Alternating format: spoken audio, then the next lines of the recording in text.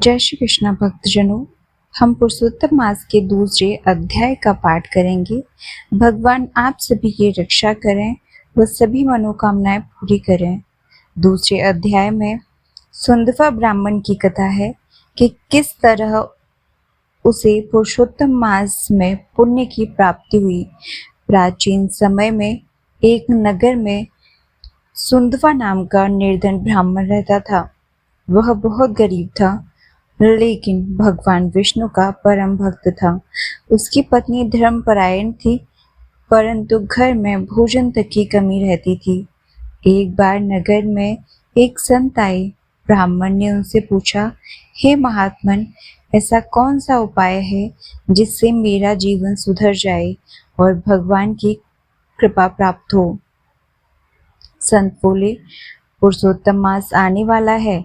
इस मास में स्नान, दान, उपवास, कथा श्रवण और भगवान श्री हरि के नाम का स्मरण करो। भगवान अवश्य कृपा करेंगे। ब्राह्मण और उसकी पत्नी ने पूरी श्रद्धा भाव से पुरुषोत्तम मास का व्रत प्रारंभ किया। वे प्रतिदिन प्रातः नदी में स्नान करते, दीपदान करते, भगवान विष्णु की पूजा करते और कथा सुनते। उनकी भक्ति देखकर भगवान प्रसन्न हुए। एक रात भगवान विष्णु ने स्वप्न में ब्राह्मण को दर्शन दिए और कहा, हे भक्त, तुम्हारी श्रद्धा से मैं अत्यंत प्रसन्न हूँ। तुम्हारे सारे दुख दूर होंगे। कुछ ही दिनों में ब्राह्मण के घर पर सुख समृद्धि आने लगी। नगर के लोग भी उनके सम्मान में लग गए। ब्राह्मण ने समझ लिया कि यह सब पुरुषोत्तम मास के व्रत और भगवान की कृपा का फल है।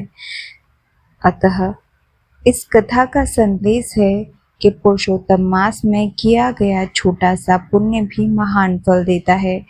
सच्ची श्रद्धा और भक्ति से भगवान अवश्य प्रसन्न होते हैं।